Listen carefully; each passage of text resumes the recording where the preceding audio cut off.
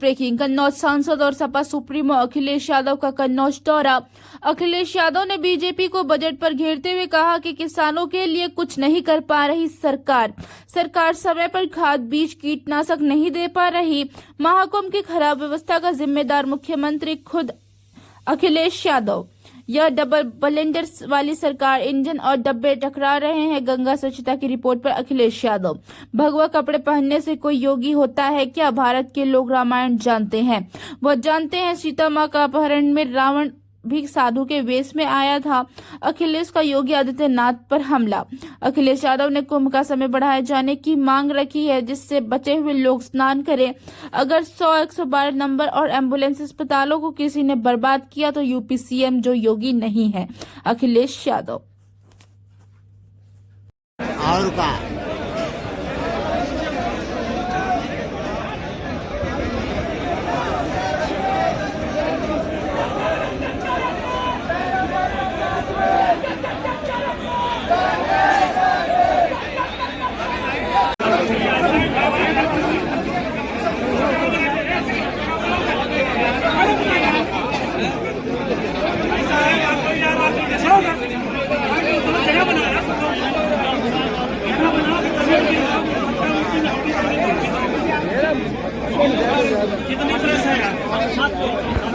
Media वाले BJP के हो गए, लेकिन उसके बावजूद भी दिखाते हैं। हम इनका थोड़ा बहुत धन्यवाद देते हैं।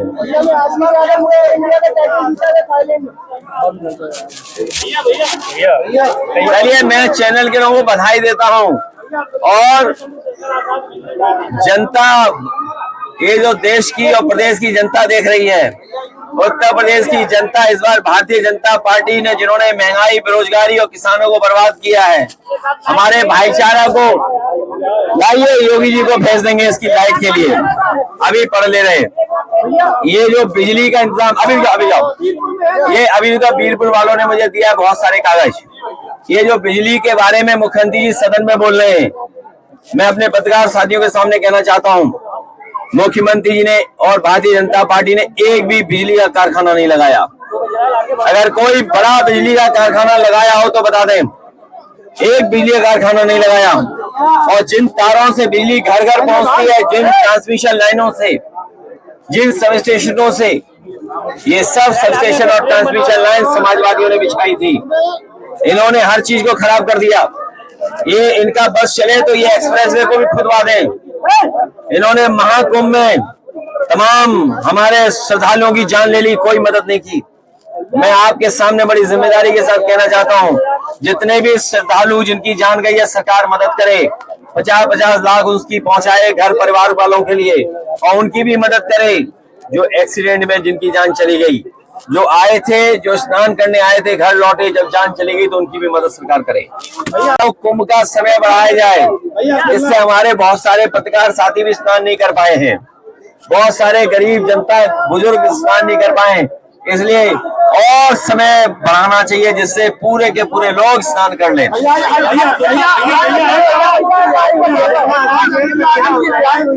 चंद्रशेखर आजाद मिलने जा रहे हैं, क्या दोनों में गठबंधन बन रहा है? देखिए, ये कोई सवाल नहीं है। इस बार उत्तर प्रदेश की जनता भारतीय जनता पार्टी को हमेशा हमेशा के लिए सरकार से हटा देगी।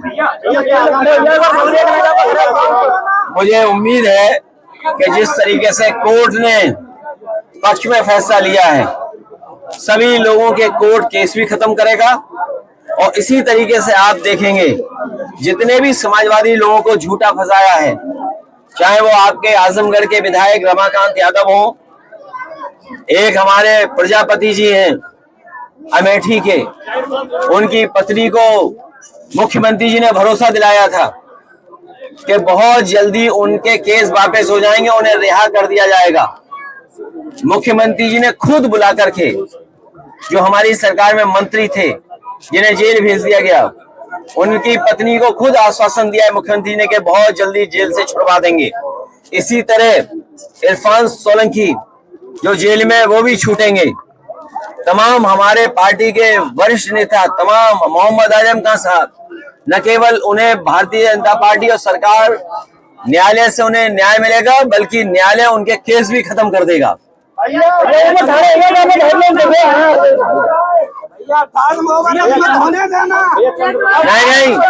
मैं अपने नौजवानों से, गरीबों से अपील करूंगा कि उत्तर प्रदेश में समाजवादियों ने नए काम करके दिखाए थे। चाहे वो एम्बुलेंस जो गांव-गांव जाती है मदद करने, वो समाजवादी एम्बुलेंस है। हमारे मुख्यमंत्री को होश ही नहीं है कि समाजवादी शब्द कॉन्स्टिट्यूशन का है, और इसलिए हम लोगों ने बनाया था ये 100 नंबर और एम्बुलेंस की सेवा, जिससे गांव गरीब अपने घर पर मदद ले ले। उनसे एम्बुलेंस गांव घर पहुंचती थी, 100 नंबर वाली गाड़ी पहुंचती थी। अगर 100 नंबर और एम्बुलेंस और अस्पतालों को किसी ने बर्बाद किया है तो उत्तर प्रदेश के मुख्यमंत्री जो योगी नहीं है। बजट आ चुके हैं, केवल एक बजट बचा है जो आखिरी बजट आना है। पिछले 9 बजटों में अगर हम देखें तो हमारे किसानों के लिए कुछ नहीं सरकार कर पा रही है, और अगर किसानों के लिए कुछ किया होता तो अभी तक की डबल इंजन की सरकार में गांव की तस्वीर कुछ और होती। यही सरकार जो खाद नहीं दे पा रही है, ये सरकार समय पर बीज उपलब्ध नहीं करा पा रही है, यही सरकार बीजेपी की कीटनाशक दवाइयां नहीं दे पा रही है। अगर हमारे किसानों का नुकसान हो रहा है तो उसकी भी सरकार भरपाई नहीं कर पा रही है। किसानों को जहां मेहनत करके अपनी फसल तैयार करने का मौका मिलता है, वहीं 2 सींग वाले भी परेशान कर रहे हैं। हर खेत की रखवाली करनी पड़ रही है, और हमारे बड़े पैमाने पर बेरोजगारी है। 9 साल में इस सरकार ने नौजवानों को नौकरी रोजगार नहीं दिया। सोचिए आप, अगर नौजवान को नौकरी और रोजगार नहीं मिलेगा तो उनका भविष्य क्या है? और अगर नौजवानों का भविष्य नहीं है तो हमारे समाज का, प्रदेश का, देश का भविष्य अच्छा नहीं हो सकता है।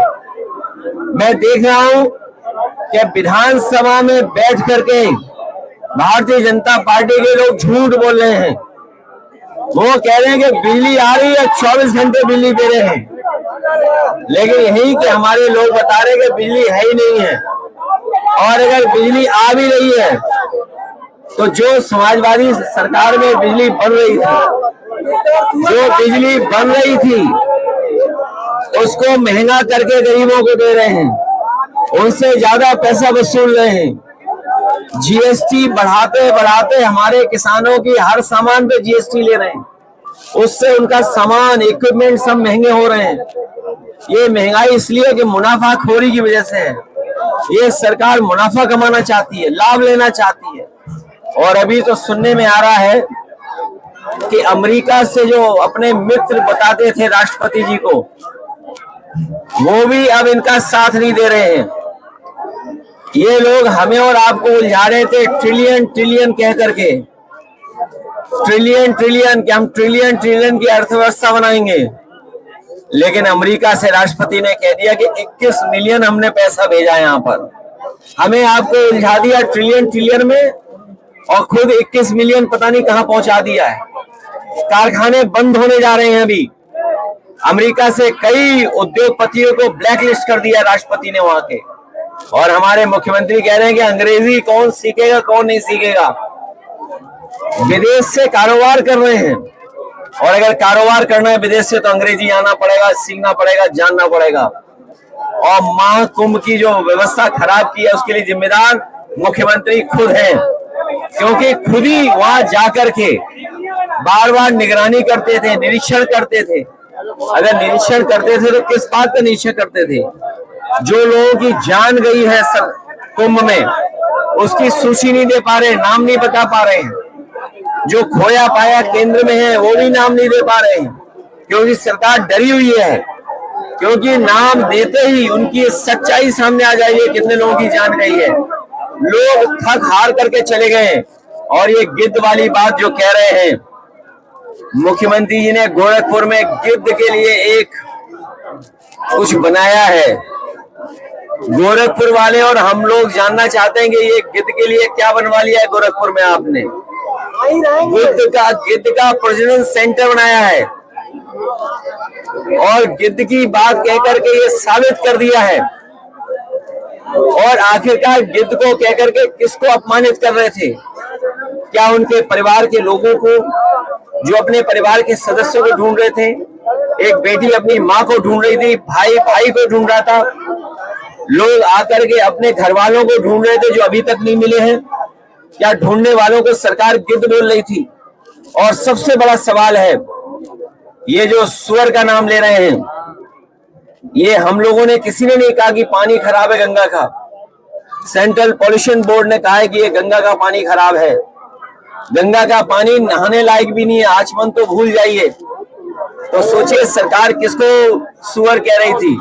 मुझे तो लगता है ये दिल्ली और लखनऊ के झगड़े में एक दूसरे को गाली दे रहे हैं। अगर उत्तर प्रदेश के बोर्ड कह रहा है, उत्तर प्रदेश का पॉल्यूशन बोर्ड कह रहा है कि पानी साफ है और दिल्ली का पॉल्यूशन बोर्ड कह रहा है कि पानी खराब है, तो इसका मतलब है लखनऊ वाले दिल्ली वालों को सुअर कह रहे थे। ये जिम्मेदारी किसकी है? ये जिम्मेदारी दोनों सरकारों की थी। ये डबल इंजन नहीं, डबल ब्लंडर वाली सरकार है।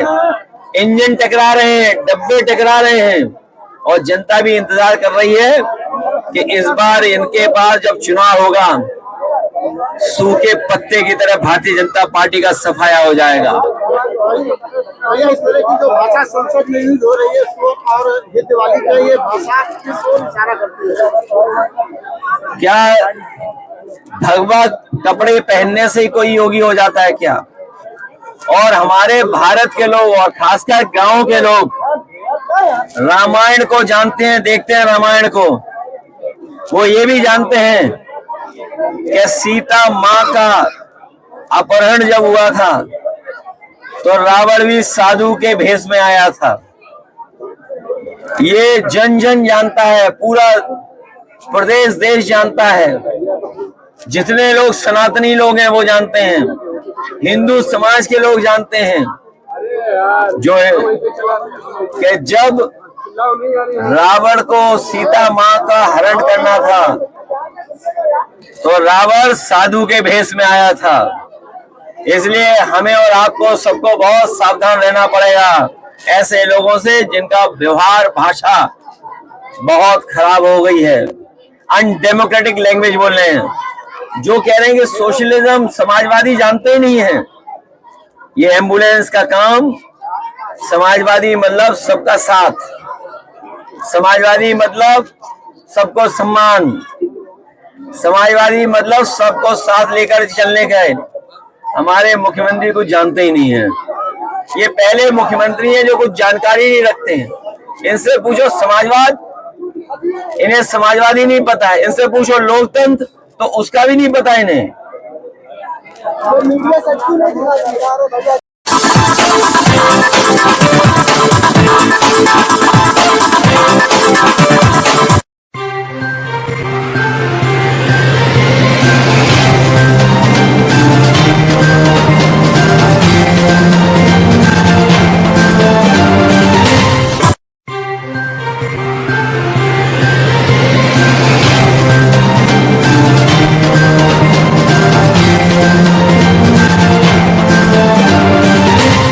असम के गवर्नर श्री लक्ष्मण प्रसाद आचार्य जी, ऊर्जावान मुख्यमंत्री हेमंता बिश्व शर्मा जी, इंडस्ट्री लीडर्स, अन्य महानुभाव, देवी और सज्जनों, पूर्वी भारत और नॉर्थ ईस्ट की भूमि आज एक नए भविष्य की शुरुआत करने जा रही है। एडवांटेज आसाम पूरी दुनिया को असम के पोटेंशियल और प्रोग्रेस से जोड़ने का एक महाअभियान है। इतिहास गवाह है कि पहले भी भारत की प्रॉस्पेरिटी में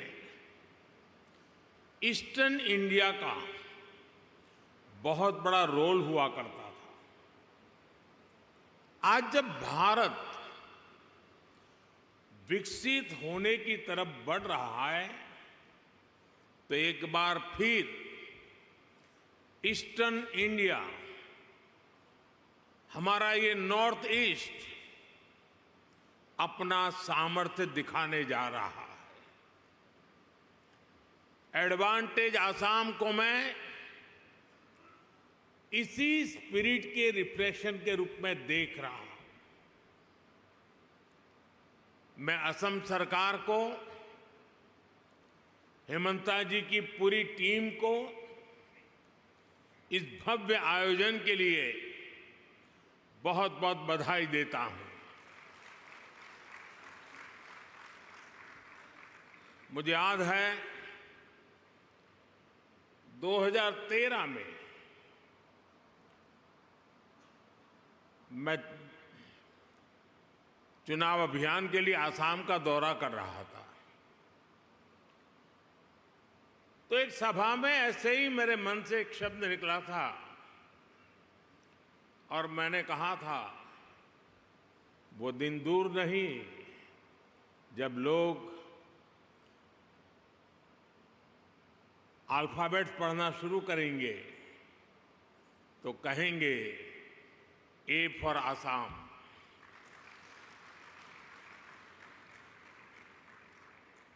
साथियों, आज हम सभी वैश्विक परिस्थितियों को बहुत बारीकी से देख रहे हैं, समझ रहे हैं। ये ग्लोबल अनसर्टेनिटी के बीच भी दुनिया के तमाम एक्सपर्ट्स उनके भीतर एक बात को लेकर सर्टेनिटी है, और वो सर्टेनिटी है भारत के तेज ग्रोथ को लेकर। भारत पर इस भरोसे का बहुत ठोस कारण है। आज का भारत आने वाले 25 साल की इस 21वीं शताब्दी के लॉन्ग टर्म विजन को ध्यान में रखते हुए एक के बाद एक कदम उठा रहा है, व्यापक स्तर पर काम कर रहा है। आज दुनिया का भरोसा भारत की युवा आबादी पर है, जो बहुत तेजी से स्किल्ड हो रही है, इनोवेट कर रही है। आज दुनिया का भरोसा भारत के उस नियो मिडिल क्लास पर है जो गरीबी से निकलकर नई एस्पिरेशन के साथ आगे बढ़ रहा है। आज दुनिया का भरोसा भारत की उस 140 करोड़ जनता पर है जो पॉलिटिकल स्टेबिलिटी और पॉलिसी कंटिन्यूटी को सपोर्ट कर रही है। आज दुनिया का भरोसा भारत की उस गवर्नेंस पर है जो लगातार रिफॉर्म कर रही है।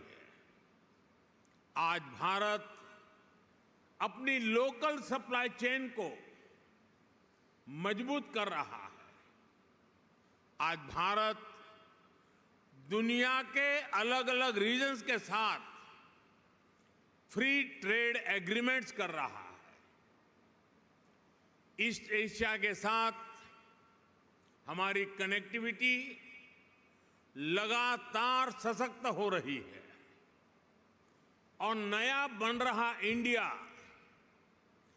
Middle east Europe economic corridor भी अनेक नई संभावनाएं लेकर आ रहा है।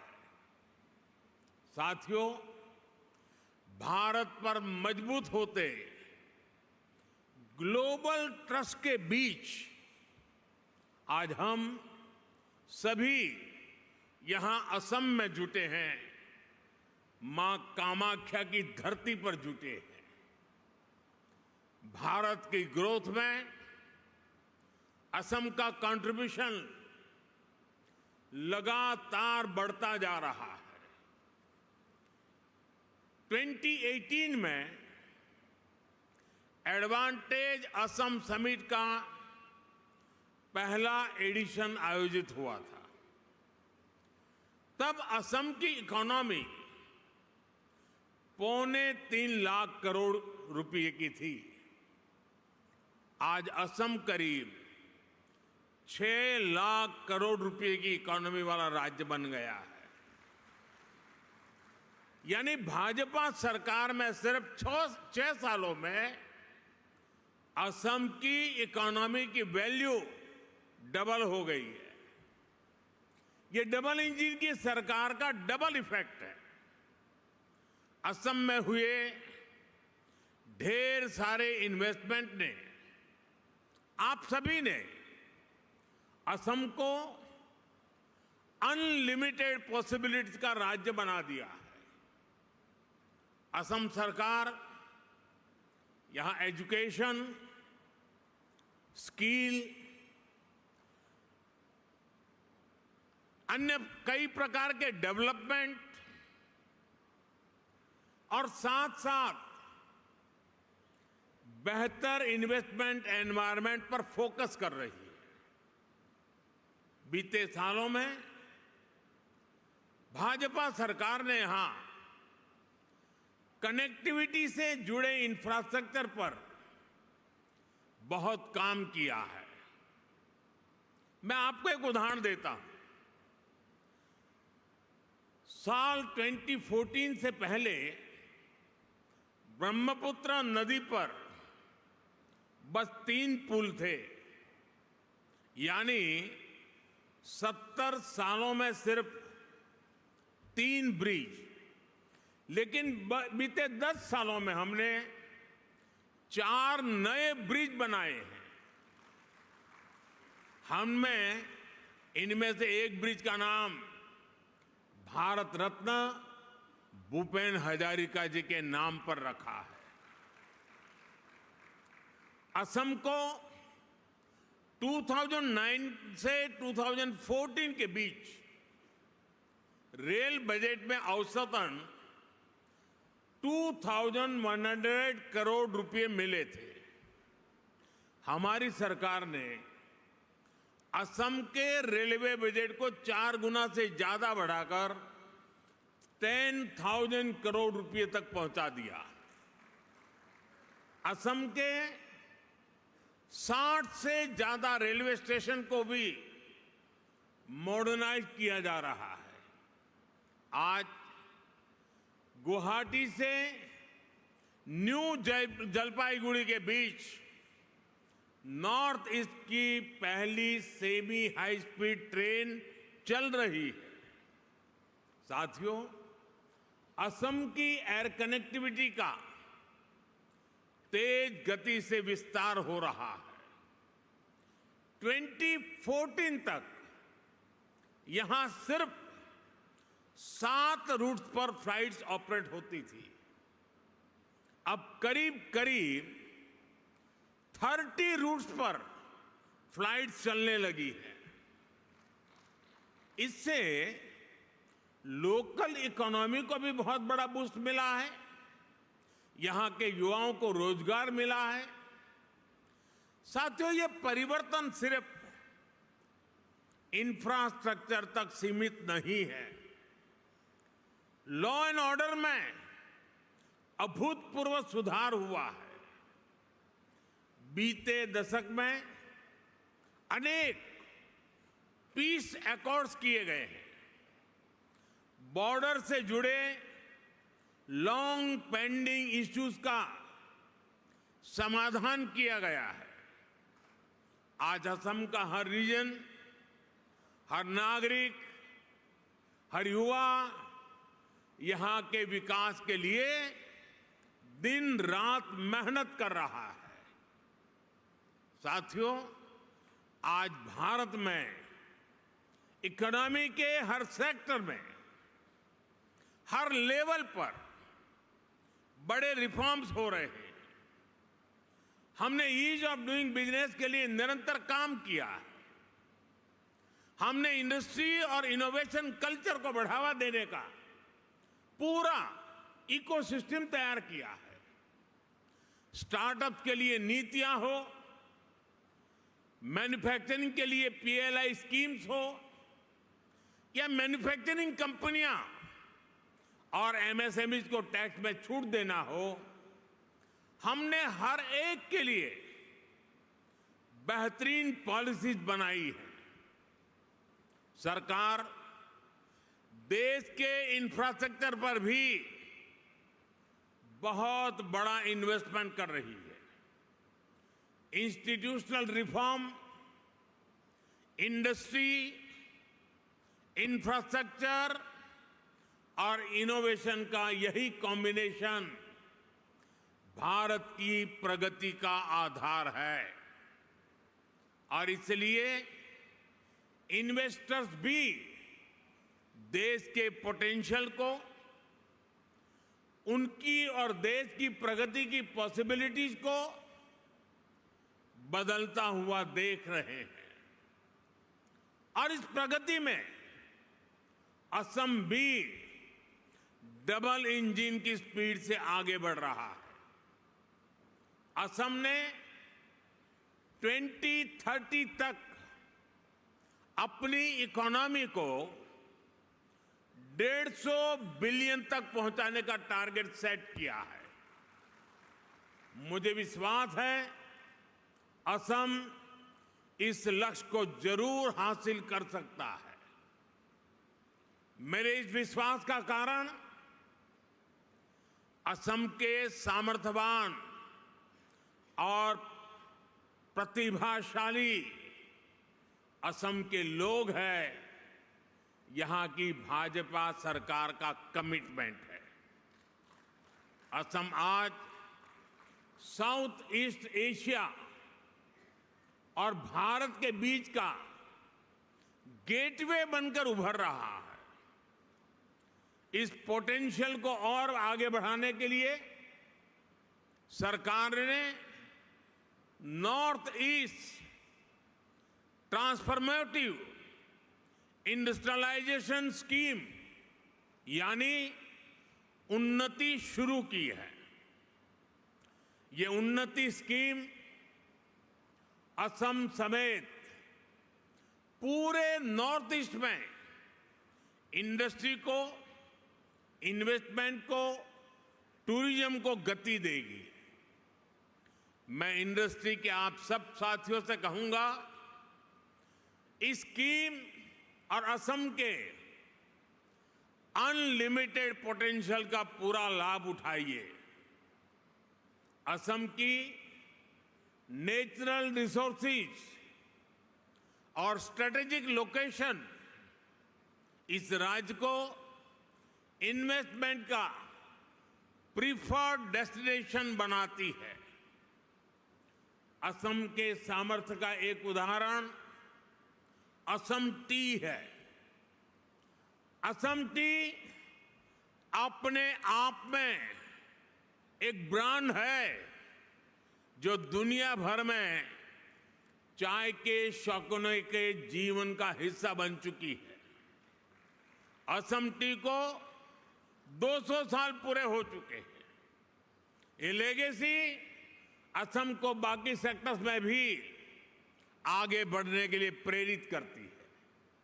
साथियों, आज ग्लोबल इकोनॉमी में बहुत बड़ा बदलाव हो रहा है। पूरी दुनिया एक रेजिलिएंट सप्लाई चेन की मांग कर रही है और इसी कालखंड में भारत ने अपने मैन्युफैक्चरिंग सेक्टर को आगे बढ़ाने के लिए मिशन मोड पर काम शुरू किया है।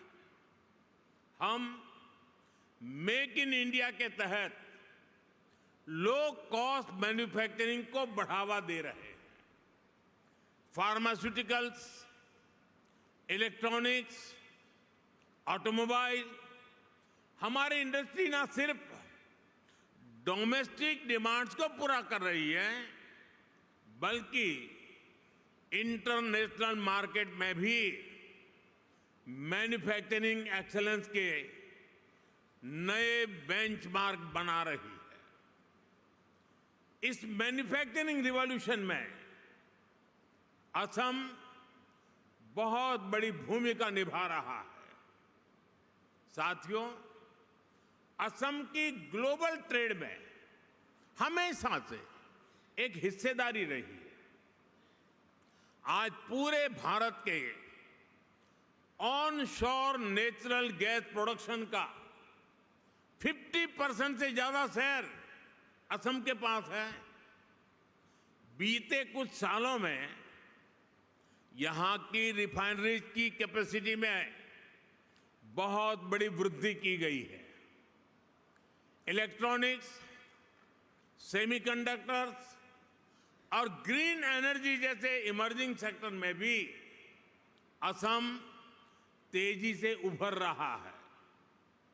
सरकार की पॉलिसीज के कारण असम हाईटेक इंडस्ट्रीज के साथ साथ स्टार्टअप्स का भी हब बन रहा है। साथियों, अभी कुछ दिन पहले ही बजट में केंद्र सरकार ने नामरूप 4 प्लांट को भी मंजूरी दी है। आने वाले समय में ये urea production plant north east सहित पूरे देश की यूरिया की डिमांड को पूरा करेगा।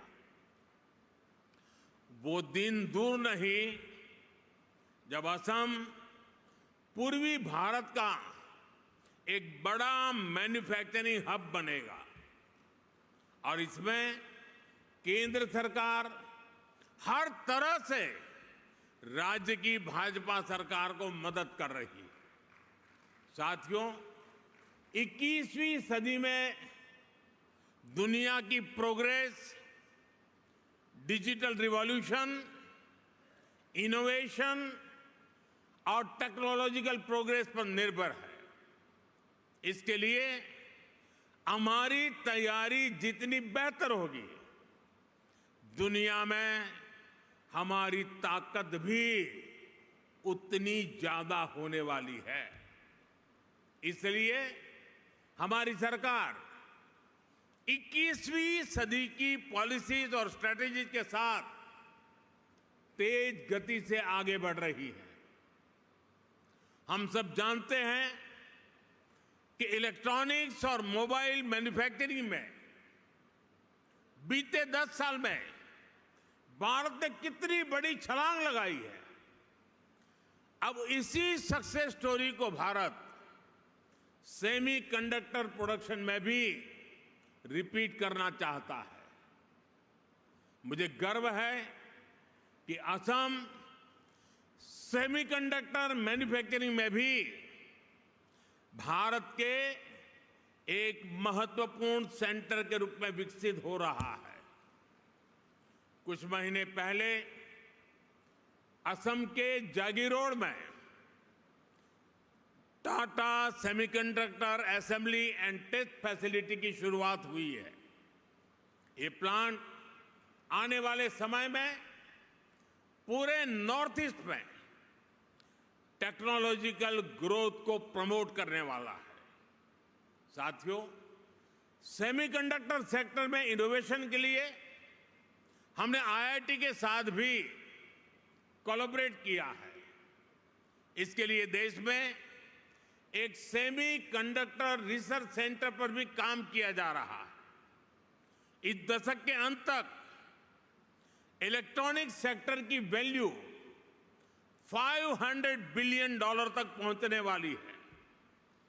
हमारी जो स्पीड और स्केल है उससे तय है कि भारत सेमीकंडक्टर प्रोडक्शन की एक बड़ी ताकत बनकर के उभरेगा।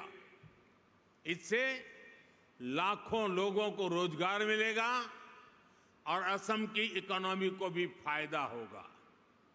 साथियों, बीते 10 सालों में भारत ने अपनी एनवायरमेंटल रिस्पॉन्सिबिलिटीज को समझते हुए भी नीतिगत निर्णय किए हैं। दुनिया हमारे रिन्यूएबल एनर्जी मिशन को एक मॉडल प्रैक्टिस मानकर इसे फॉलो कर रही है। देश ने बीते 10 वर्षों में सोलर, विंड और सस्टेनेबल एनर्जी रिसोर्स पर बहुत बड़ा इन्वेस्टमेंट किया है। इससे न सिर्फ हमारी इकोलॉजिकल कमिटमेंट पूरे हुए हैं, बल्कि देश की रिन्यूएबल एनर्जी प्रोडक्शन कैपेसिटी में भी कई गुना विस्तार कर पाया है। हमने 2030 तक देश की एनर्जी कैपेसिटी में 500 गीगावाट रिन्यूएबल एनर्जी कैपेसिटी में के एडिशन का लक्ष्य बनाया है। 2030 तक देश का annual green hydrogen production 5 million metric ton हो, सरकार इसके लिए मिशन बनाकर काम कर रही है। देश में गैस इंफ्रास्ट्रक्चर बढ़ने के कारण डिमांड भी तेजी से बढ़ी है। गैस बेस्ड इकोनॉमी का पूरा सेक्टर तेजी से एक्सपांड हो रहा है। इस जर्नी में असम के पास बहुत बड़ा एडवांटेज है। सरकार ने आप सबके लिए बहुत सारे रास्ते बनाए हैं। पीएलआई स्कीम से लेकर ग्रीन इनिशिएटिव के लिए बनी सारी पॉलिसीज आपके हित में हैं। मैं चाहता हूं कि असम रिन्यूएबल एनर्जी सेक्टर में एक लीडर स्टेट बनकर के उभरे, और ये तभी हो पाएगा जब इंडस्ट्री के आप सभी लीडर्स यहां के पोटेंशियल को सही तरह से मैक्सिमाइज करने के लिए आगे आएंगे। साथियों, 2047 तक भारत को विकसित भारत बनाने में पूर्वी भारत की भूमिका बहुत बड़ी होने वाली है। आज पूर्वोत्तर और पूर्वी Bharat infrastructure, logistics, agriculture, tourism और इंडस्ट्री में तेज रफ्तार से आगे बढ़ रहा है। वो दिन दूर नहीं जब दुनिया भारत की डेवलपमेंट जर्नी में इस क्षेत्र को सबसे आगे बढ़ते हुए देखेगा। मुझे विश्वास है आप इस यात्रा में असम के साथी बनेंगे